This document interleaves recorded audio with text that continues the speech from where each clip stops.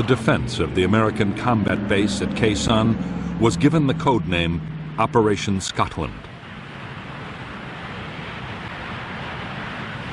Khe Sanh was one of the most remote outposts in Vietnam, but by January 1968, even the American President Lyndon Johnson had taken a personal interest.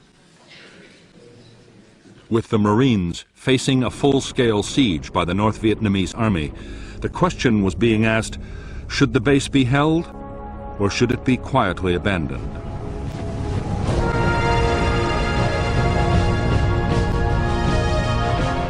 Many in Washington worried that defending Khe Sanh could invite a costly and humiliating defeat. General Westmoreland, the U.S. commander in Vietnam, dismissed all such fears. Already, Khe Sanh was tying up nearly 20,000 North Vietnamese troops, and there might be a chance of winning a major American victory.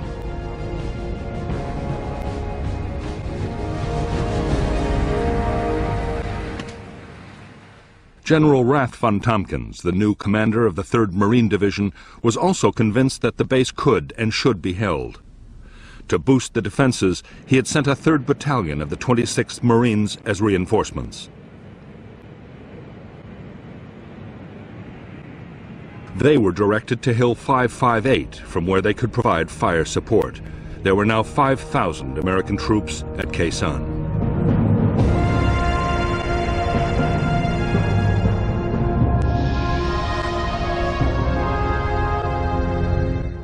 The combat base at Khe Sanh was built around a 3,900-foot airstrip.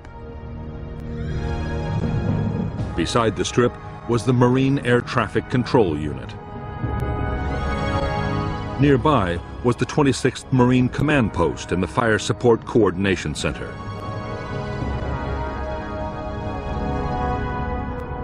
At the eastern end of the base was the main ammunition dump, with a secondary dump to the west.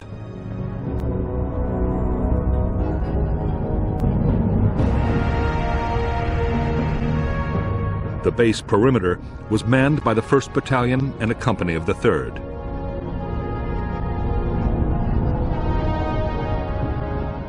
There was also a forward operating base run by Special Forces. The infantry were backed by tank and anti-tank units and an artillery battalion of the 13th Marines.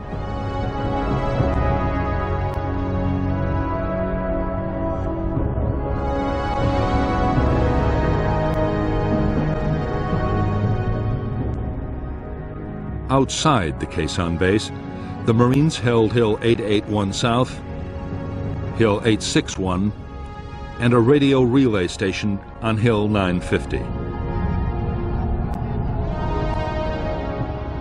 The whole 2nd Battalion occupied Hill 558 to block the Rao Quan River Valley. Beyond 881 South, the North Vietnamese 325C Division had secretly fortified a chain of hills. On January 20th, 1968, the Americans thwarted an attempt to take 881 South, and just after midnight the next day, 861 was partially overrun, but the attackers were also driven off. At 5:30 a.m., Khe Sanh base itself was hammered by a massive North Vietnamese artillery bombardment.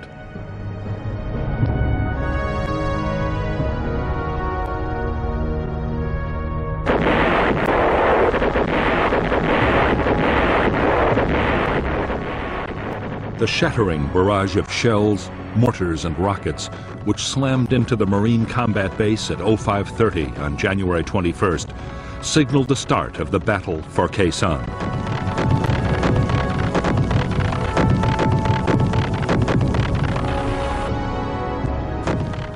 The North Vietnamese gunners had targeted their bombardment with unerring accuracy. As Marines had dived for cover, one of the first rounds had scored a direct hit on the main ammunition store.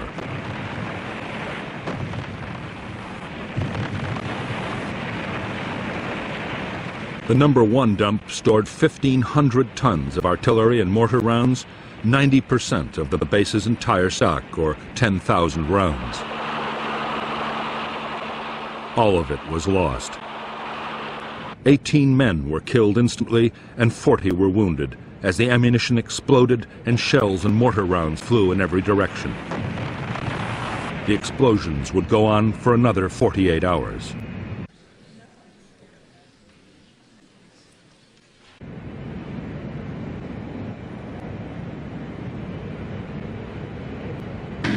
Even at the height of the chaos, the Marines were still able to fire their mortars and guns against the enemy batteries.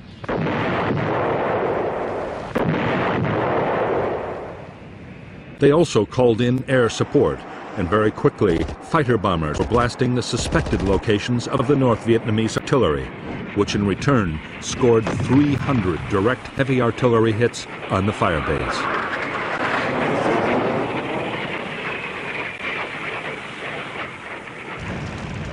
As the bombardment of the base reached a crescendo, the 26th Marines commander, Colonel David Lowndes, expected a massive North Vietnamese ground attack at any moment. But the attack didn't come. The North Vietnamese infantry had a different objective.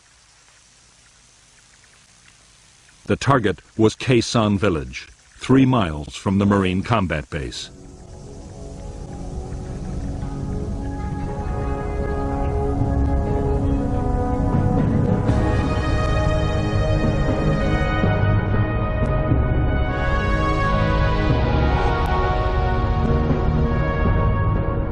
At dawn on January 21st, NVA troops attacked Khe Sanh village, where 200 Marines and South Vietnamese troops were stationed. The North Vietnamese attackers were a 400-man battalion of the 66th Regiment. The battalion attacked twice, but in the face of powerful American artillery and airstrikes, failed to take the village.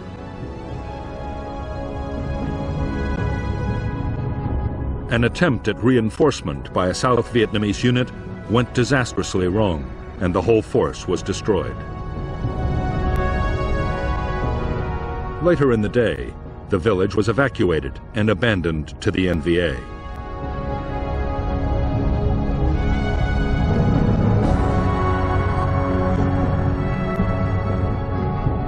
Later that evening, Khe Sanh base itself was probed by a North Vietnamese assault unit. L Company of the 3rd Battalion drove off the attack. The following day, the base's western flank was reinforced by the newly arrived 1st Battalion of the 9th Marines, deployed at a quarry a mile from the perimeter. A platoon was detached from the battalion to occupy the nearby hill 64.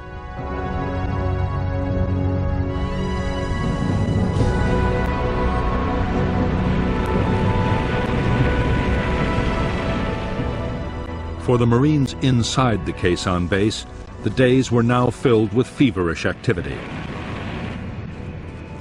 There were sudden heavy bombardments from NVA guns and rockets.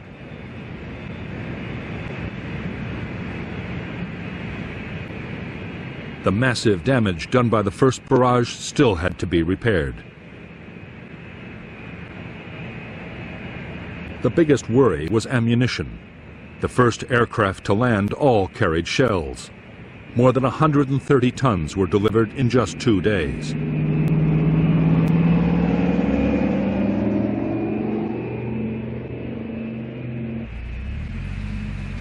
Reinforcements arrived too. The Marines were joined by 300 South Vietnamese Army Rangers, and Colonel Lowndes now had more than 6,000 men inside the compound and in 7 defended positions on the surrounding hills.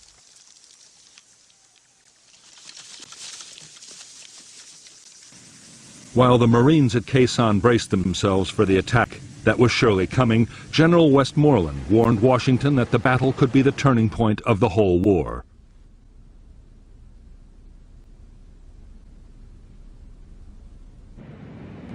In the United States, President Johnson was getting more and more worried about what might happen.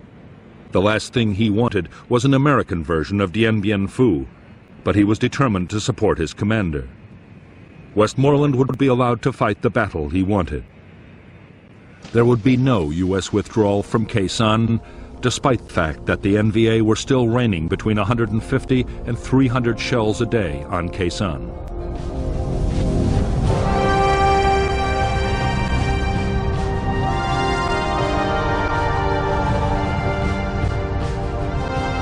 It was the awesome potential of American air power that convinced U.S. military leaders that Khe Sanh could be defended.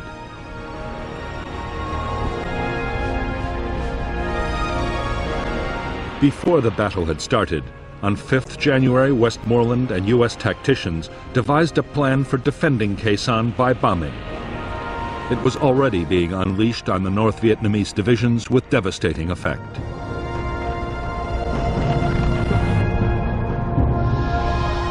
The Americans called it Operation Niagara.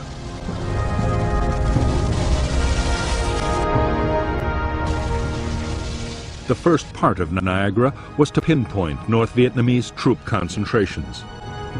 Information from air reconnaissance, special forces teams, radio interception, and every other possible source was fed into the intelligence system.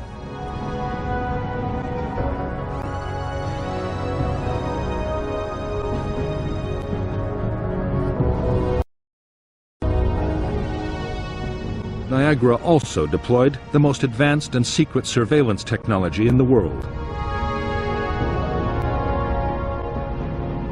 Aircraft and helicopters scattered hundreds of electronic sensors across the enemy's main lines of approach. They could detect the movement of troops and send signals to alert the Americans. As the intelligence picture built up, Operation Niagara quickly gathered momentum.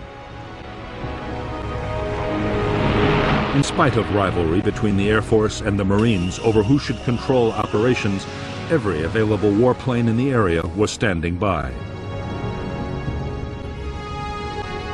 At the peak of the siege, American planes dropped triple the tonnage of bombs delivered on a peak day during World War II.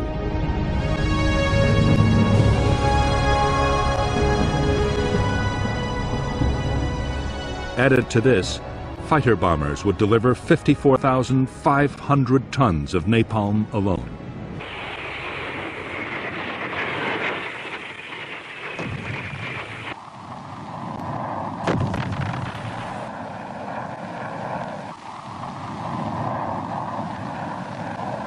Although fighter bombers were flying the vast majority of Niagara missions, most of the sheer weight of bombs was being delivered by B-52s, as part of an ongoing operation codenamed Arclight.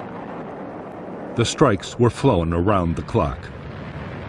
A cell of 3 B-52s arrived over the Khe Sanh area every 90 minutes.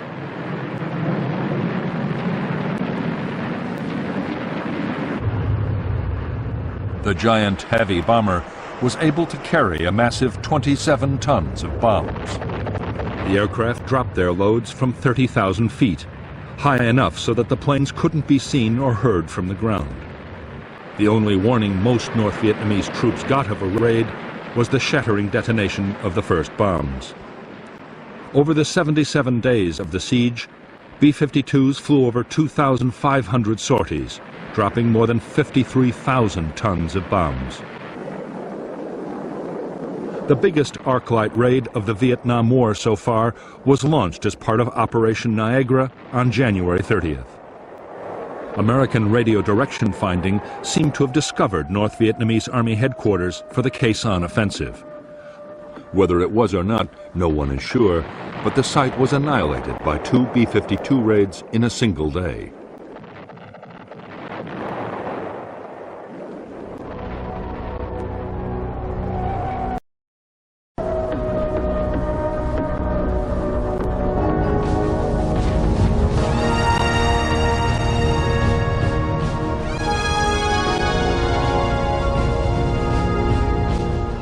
Early in the morning of January 30th and 31st, 1968, the general offensive the Viet Cong had been planning for more than 6 months broke with shattering force all over South Vietnam.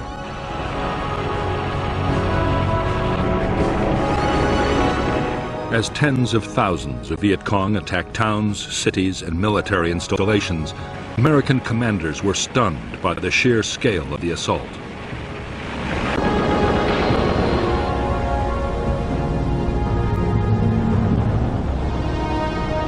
While most of South Vietnam erupted in violence, Khe Sanh was uncannily quiet. A North Vietnamese Army defector had confirmed that there was to be a major attack, but nothing had happened yet.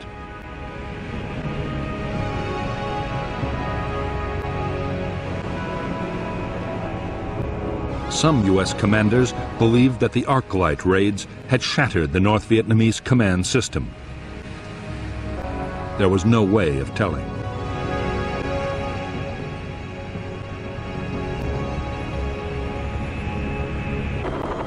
As the tide of the Viet Cong's Tet Offensive swept over South Vietnam, most of the advance was being countered by the South Vietnamese Army.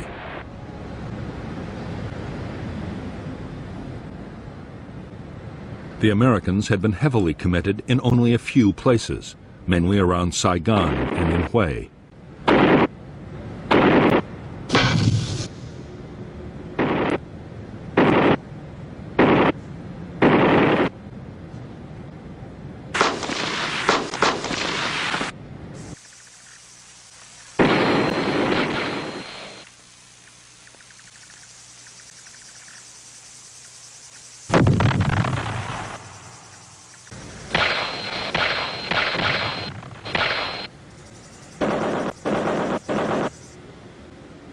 General Westmoreland was holding back his forces, still convinced that the main attack would come at Khe Sanh. By this time, the weather in the Khe Sanh area had deteriorated badly. Heavy cloud cover had limited American airstrikes. The battle for the combat base had settled into a straight fight between American and North Vietnamese gunners.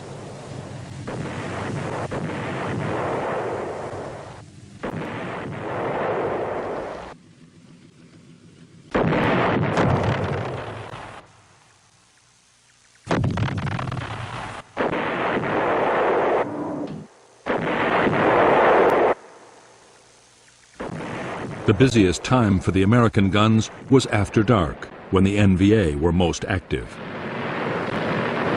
Every night, the Marines laid down concentrated patterns of fire on likely areas. Sometimes, in bombardments known as mini arc-lights, an intense artillery barrage was combined with radar-guided airstrikes to saturate a target completely.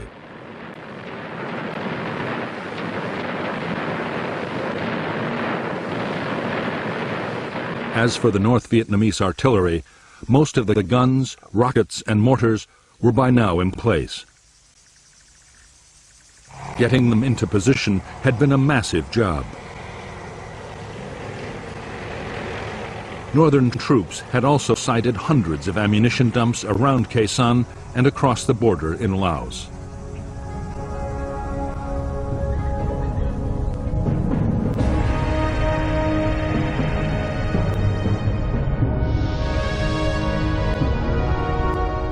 The North Vietnamese had placed large numbers of their shorter-range guns and mortars within 2 miles of the Khe Sanh base.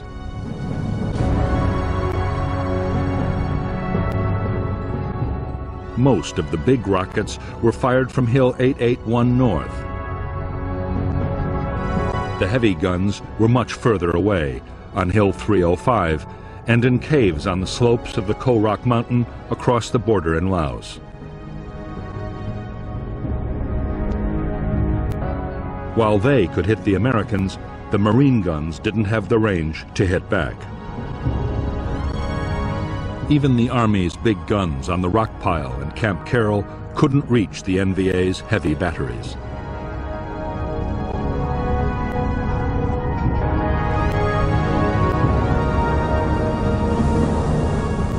By now, more than 2 weeks into the battle, over 150 North Vietnamese artillery rounds were hitting the Khe Sanh base and its outposts every day, rising to a peak on February 23rd of 1,300. For the Marines, Building the best possible protection was a matter of life and death. Orders were that every man had to have access to a bunker able to stop an 82mm mortar round. Command posts were to withstand a 120mm hit. As for the heavy shells of the NVA's biggest guns, nothing could stop those.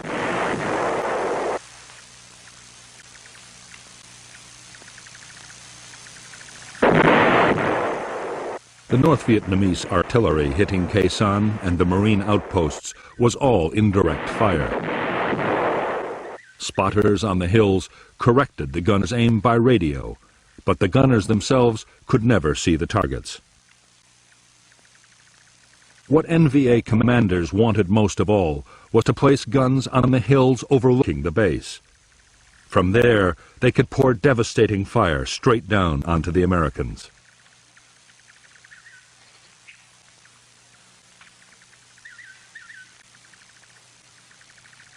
On February 5, 1968, the American chain of electronic sensors detected a large-scale NVA movement.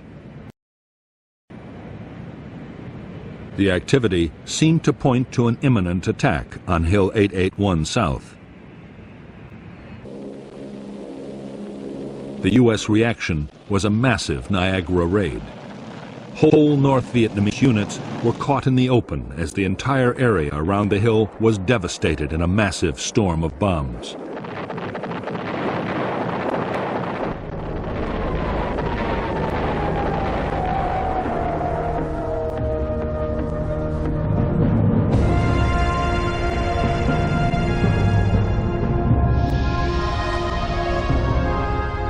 Although a North Vietnamese attack on Hill 881 South had been blocked, the Americans had failed to detect a battalion closing on an outpost called 861A.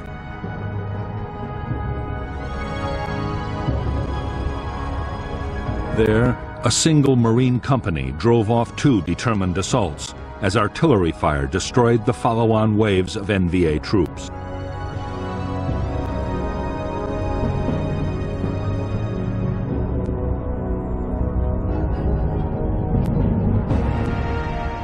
On the night of February 6th, the North Vietnamese 304th Division began to clear ground approaches to Khe Sanh from the west.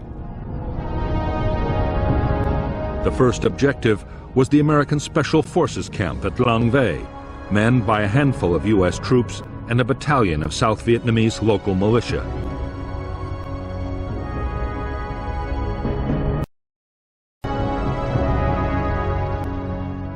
The attack was launched by the 66th Regiment, 1,500 men backed for the first time by tanks. In less than 3 hours, the Long Vây camp was overrun, and only 74 of the 400 U.S. and South Vietnamese defenders survived.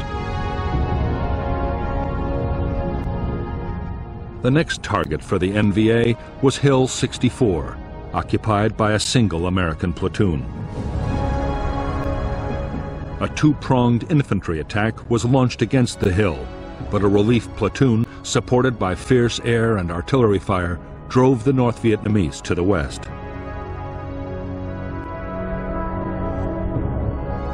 There they were again hammered by a massive American bombardment.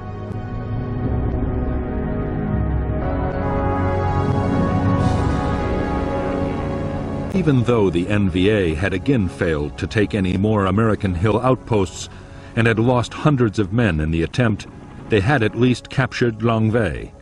A thorn in their side had been eliminated, and they had cleared Route 9 for their own use.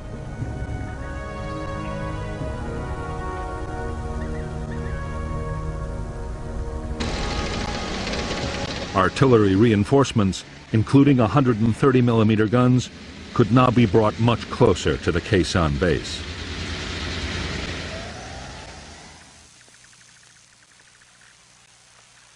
The Americans were sure the NVA had finished building up their forces at Khe Sanh and were ready for the main attack. But to their surprise, the expected assault still didn't come.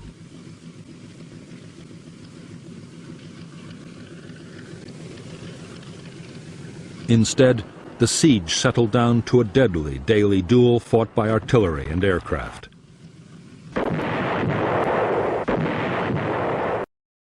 Time, the North Vietnamese began to launch frequent small-scale probes against the base perimeter.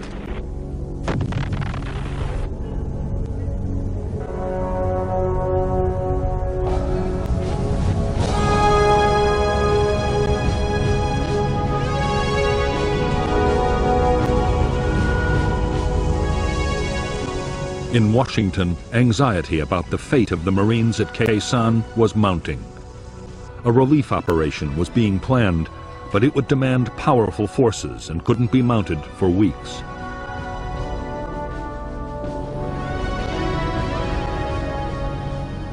The weather was still too poor. Meantime, if the base's air bridge was cut, it would be all over for Khe Sanh. The troops manning the base needed ammunition, food, and medicines.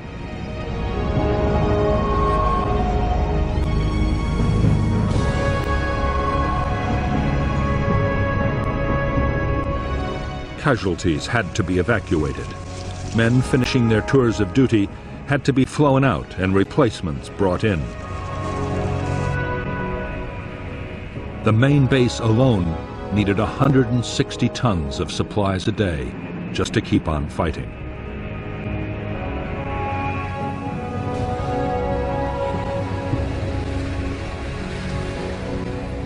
The supply effort depended above all on the huge load-carrying ability of the C-130 Hercules transport.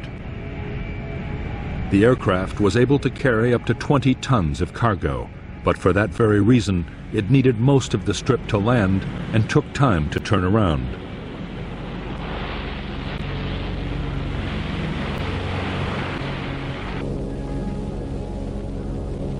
Every plane met a storm of anti-aircraft fire, mortars, and artillery.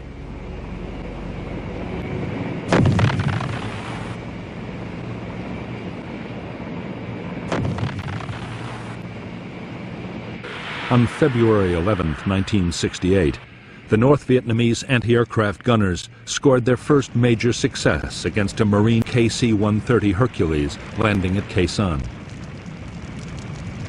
The plane was carrying a cargo of helicopter fuel and burst into flames. 6 of her crew were burned to death. The loss of the C-130 marked the end of attempts to land very large aircraft at Khe Sanh. Smaller, more nimble planes like the C-123 Provider, as well as Marine helicopters, would still come in. But without the big loads of the Hercules, the base would never survive. Other methods would have to be tried.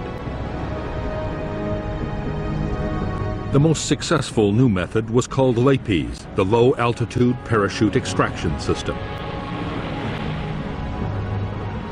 The Hercules flew only 5 feet above the runway while a parachute snatched the cargo pallets out of the hold.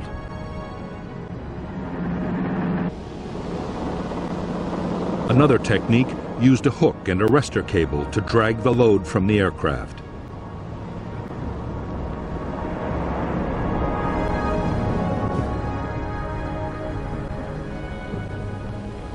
In February 1968, appalling weather with ground fog and low cloud stopped all low-altitude deliveries. The only option was to parachute supplies into a drop zone just outside the perimeter. Several thousand tons would arrive this way, but still for the Marines, bad weather invariably meant tight rations.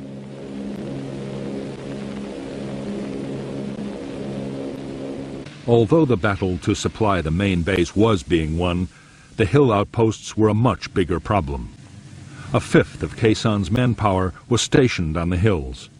The men were suffering almost 50% casualties, and the posts depended completely on helicopters for supply.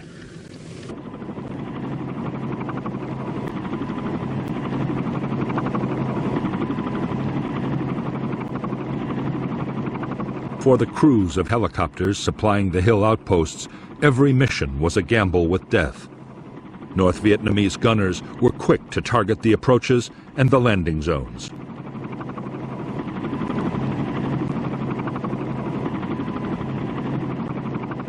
Anti-aircraft fire followed the helicopters in, and as soon as they landed, mortar crews and machine gunners opened up.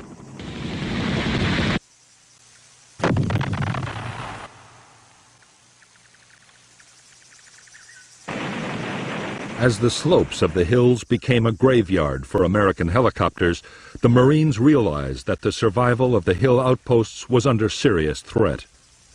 And if they fell, the main base couldn't last for long.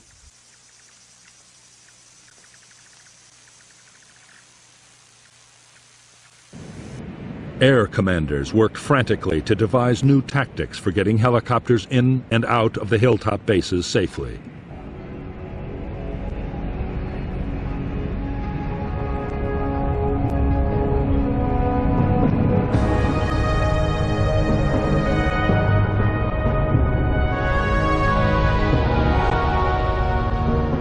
The tactics the Americans devised depended on swamping the enemy anti-aircraft guns and mortars around a landing zone with a high-speed assault.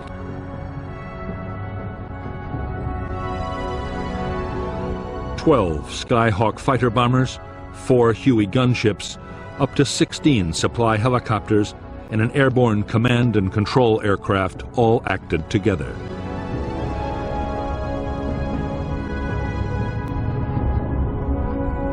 The first stage was for 4 Skyhawks to hit North Vietnamese positions with bombs and napalm. 2 more laid tear gas. Next, 2 Skyhawks dropped smoke bombs to create a corridor, and 30 seconds later, the transport helicopters swooped in, covered by the Huey gunships. Meanwhile, 4 more Skyhawks with rockets, bombs, and guns made close-in attacks. The whole operation was over in less than 5 minutes.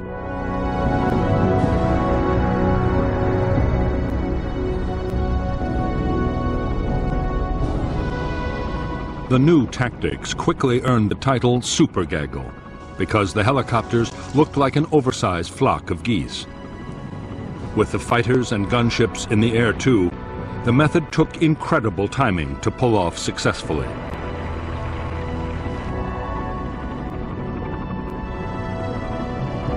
But it worked. Only 2 more helicopters would be shot down supplying the hill outposts.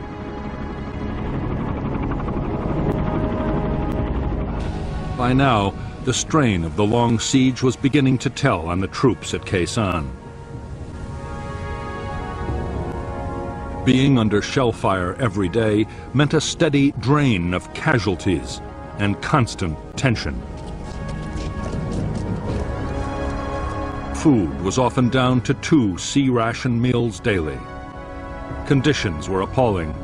The bunkers were knee-deep in filth and mud and overrun by rats. In addition, it was impossible to forget that up to 20,000 enemy soldiers were waiting for the signal to storm the base.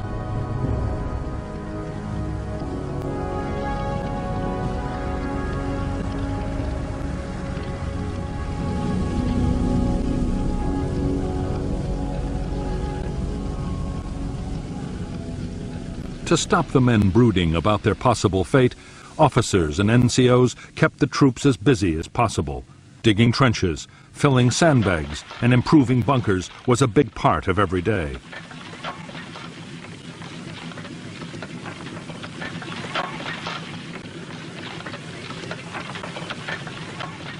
There was some patrolling too, although not more than 500 yards from friendly lines. Colonel Lowndes had no intention of sending his men into certain ambushes, and in any case, they had to be kept clear of the Niagara bombing raids.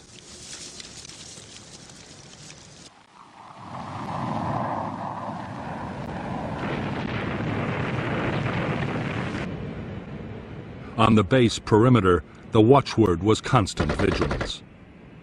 The North Vietnamese were probing the defenses with infantry and sapper teams. The Americans were facing assaults of up to 200 men at a time, as the enemy tested for weaknesses in the line. The Marines were also plagued by hidden machine gun nests, which could open up at any moment, day or night.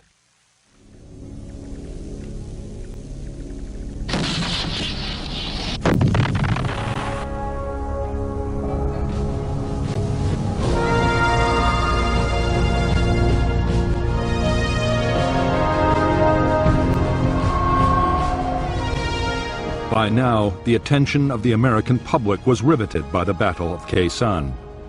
The story was being covered by dozens of journalists and was featured on network television every day. Stories about Khe Sanh accounted for 25% of all film news reports about the war on U.S. networks and up to 50% on CBS. Arguments raged over the rights and wrongs of trying to hold the base. In Washington, President Johnson was deeply worried about the fate of the Marines at Khe Sanh. He was constantly demanding the latest information on the battle. A model of the base had even been brought into the White House Situation Room.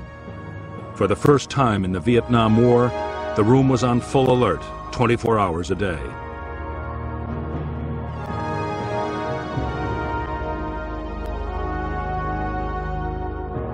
A multitude of doubts and fears haunted the president and his advisors. Should nuclear weapons be used to save the base, as some had suggested? What if the enemy diverted or poisoned the base's water supply? Most worrying of all, what if enemy jets mounted a sudden bombing attack on Khe Sanh?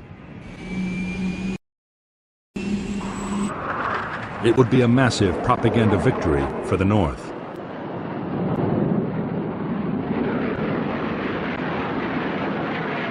Although North Vietnamese aircraft did penetrate to within striking distance of Khe Sanh, they made no attempt to attack the Marine base. American air defenses over the DMZ were far too strong.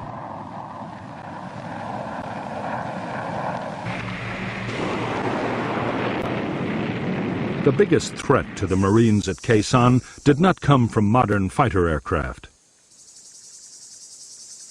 It came from one of the most primitive weapons in warfare. The North Vietnamese besieging Khe Sanh were digging mile upon mile of trenches and bunkers, just as they had at Dien Bien Phu.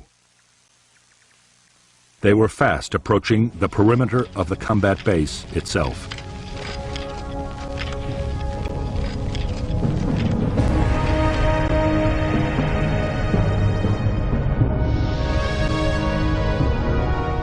Already there was a major system of North Vietnamese fortifications on Hill 471, less than 2 miles to the south of the Khe Sanh base.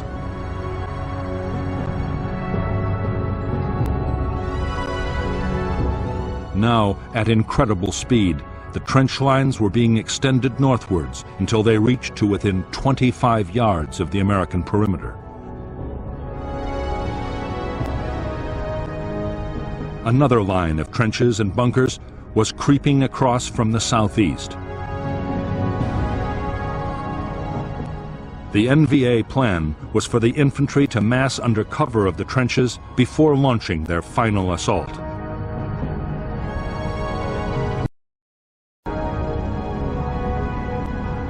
By the last week of February 1968, few Americans inside Khe Sanh doubted that the big North Vietnamese ground assault would have to come soon.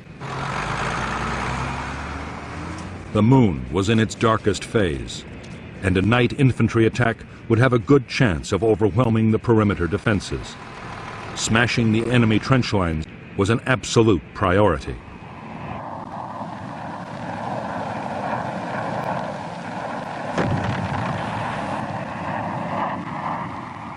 The Americans tried every conceivable method to destroy the trenches. Napalm and bombs were rained down in huge quantities. The Marines fired countless artillery barrages.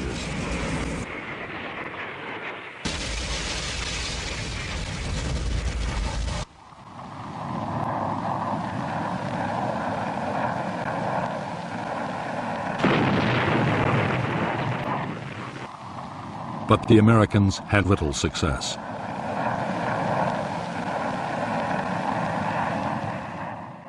The discouraging fact, learned from other wars, was that it could take 1,000 hits to destroy 100 yards of trenches.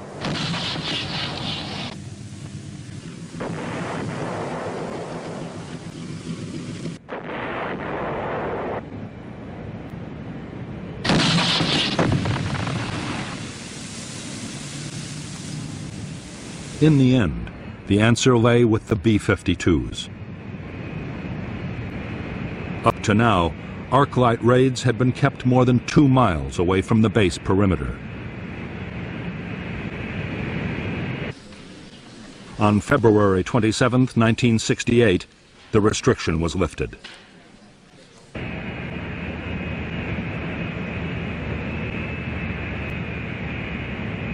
For the first time, the B-52s, under close radar guidance, dropped their bombs to within 1,200 yards of the Khe Sanh base.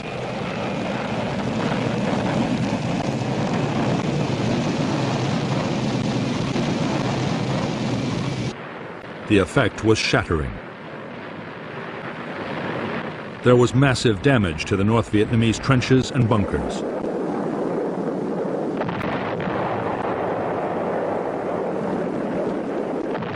It was a turning point in the battle for Khe Sanh. From now on, close-in bombing by B-52s would play a major part in the defense.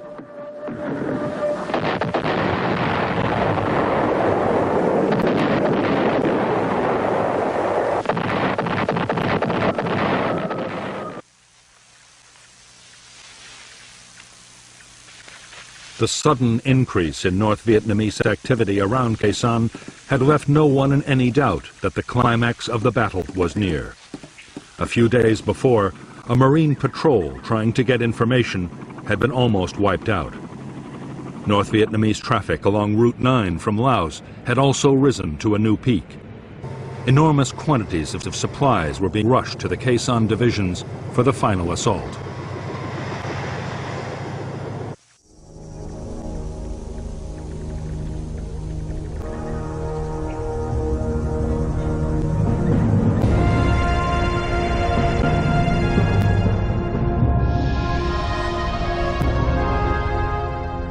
The 66th Regiment of the North Vietnamese 304th Division was assembling near a plantation to the south of the Khe Sanh base. Units were also massing near an old French fort. On the night of February 29th, a battalion of the 304th NVA Division assaulted the 37th Arvin Rangers at the eastern edge of the camp, a diversion to cover the unexpected and imminent withdrawal of all NLF troops from Khe Sanh. The American defense was to coordinate strikes by artillery, fighter bombers, and B-52s on 3 main areas through which the attacking NVA had to pass. Then, as the final assault waves approached the base, Khe Sanh's own defensive fire plan was unleashed.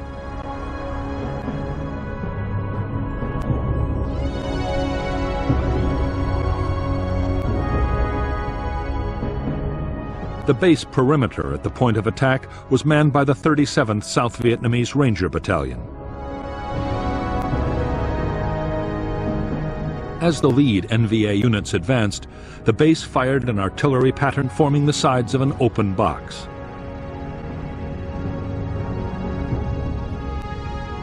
A creeping barrage was then walked up and down inside.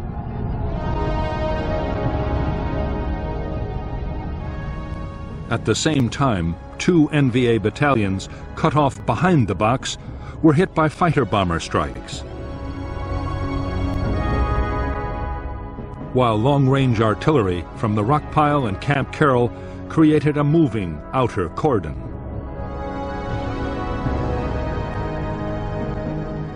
The North Vietnamese troops, who survived to emerge from the open end of the box, then faced the direct fire of the South Vietnamese Rangers. Over the next week, despite continued aerial bombardment and the barrage of artillery fire, the trenches came even closer. Then, for no apparent reason, they stopped. On March 6th, with the Marines still waiting for the final assault, many of Jap's troops stumbled away through what was left of the jungle, an area of land that had received 100,000 tons of bombs, the heaviest aerial bombardment on a single piece of land in the history of warfare. The next 3 weeks were relatively quiet around Khe Sanh. American air activity increased steadily as the weather improved, and more NVA units began to withdraw into Laos. But the battle for Khe Sanh was not yet over. On March 22, 1968, there was a sudden explosion of violence. Without warning, a massive North Vietnamese bombardment, including huge numbers of heavy shells from the Ko Rock Mountain, slammed into Khe Sanh. More than 1,000 rounds hit the base at the rate of 100 every hour. At the same time, the electronic sensors around Khe Sanh again indicated NVA movements, and the Americans replied with heavy bombing.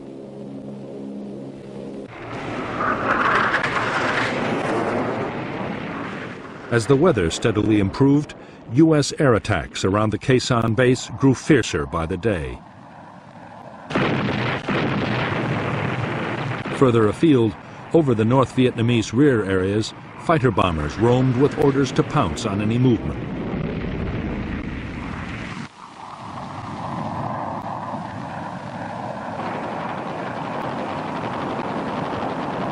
For the North Vietnamese, the situation could only get worse. General Giap was forced to concede that Khe Sanh could not now be taken. By this time, the Marines were mounting small but aggressive attacks out of the base.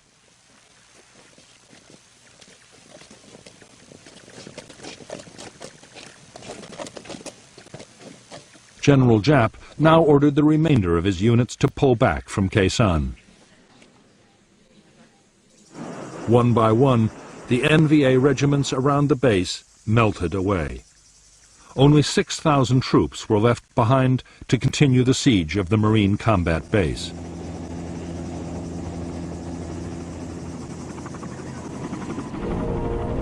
Although fighting would go on, the worst of Khe Sanh was over.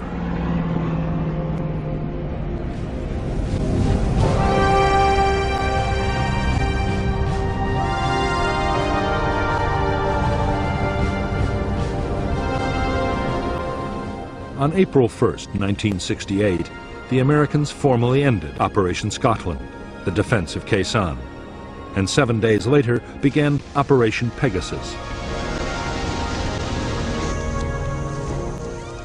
April 9th was the first time in 45 days that no shells fell on Khe Sanh.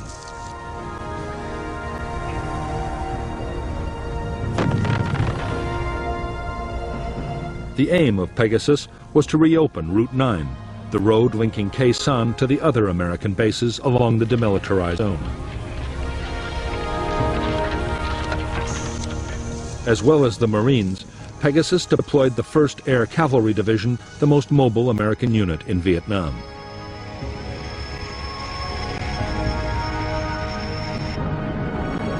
The Air Cavalry had more helicopters and airborne firepower than any other U.S. unit.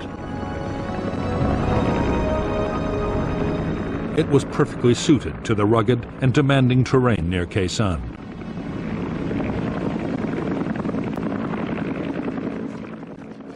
For Pegasus, the division's commander, Major General John Tolson, was also given the 1st Marine Regiment, a South Vietnamese airborne task force, and the 26th Marines in Khe Sanh.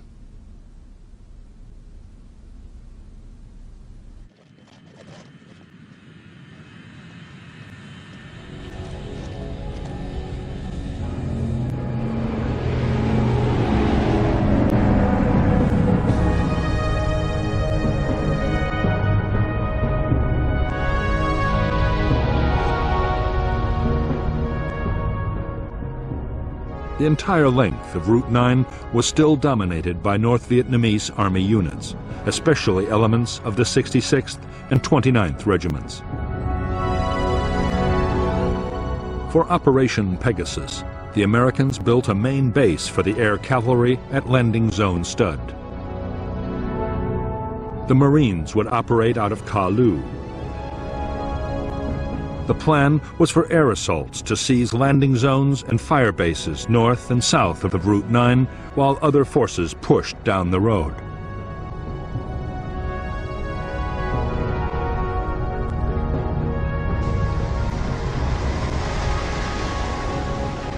Although the weather was poor for fighter bombers, the weight of American firepower supporting Pegasus was still enormous.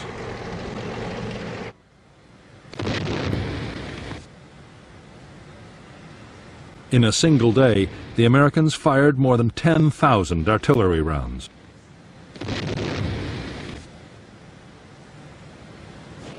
Before the operation was over, B-52s launched 45 arc-light strikes. The American offensive was unstoppable. By April 5, 1968, the air cavalry had forged past Khe Sanh and established landing zones west and south of the combat base.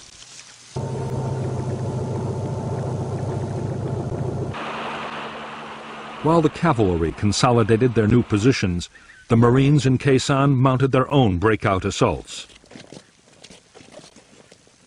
There was strong resistance from battalions of the North Vietnamese 66th Regiment, which mounted fierce counterattacks, but the Marines succeeded in taking Hill 471.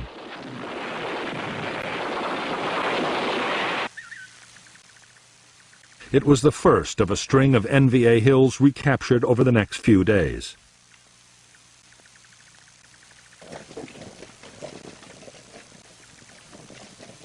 On April 8, 1968, the air cavalry and the 26th Marines at the combat base linked up, formally ending the siege of Khe Sanh.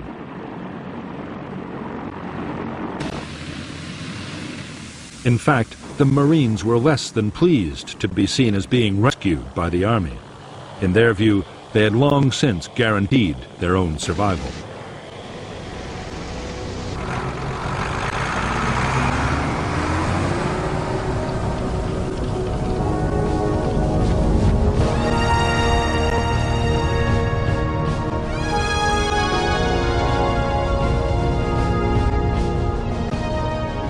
The 77-day siege of Khe Sanh had turned into the biggest single battle of the Vietnam War. The official assessment of the North Vietnamese Army dead was just over 1,600, with 2 divisions all but shattered. But thousands more were probably killed by bombs and left no trace of ever having existed.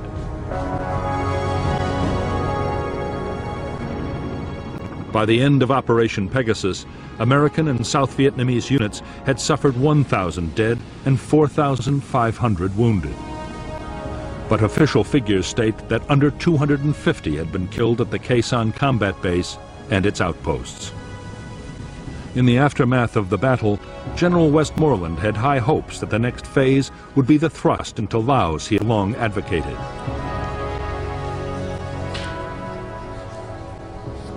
He now had the forces he needed.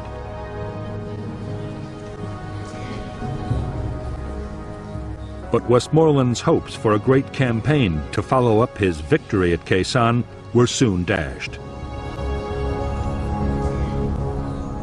In the United States, by the spring of 1968, American public opinion had turned sharply against the war in Vietnam.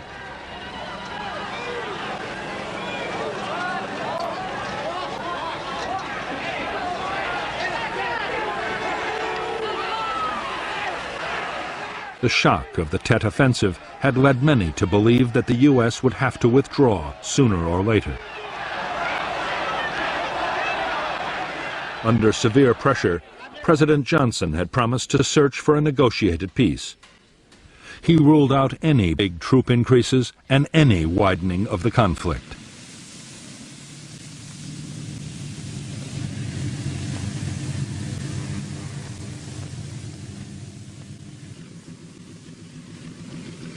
In June 1968, General Westmoreland approved the destruction of the Khe Sanh combat base.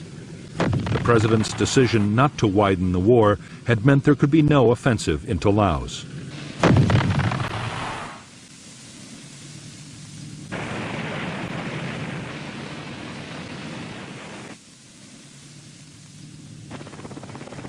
Nor was the base needed for defense, as there were now strong and highly mobile American forces in the area.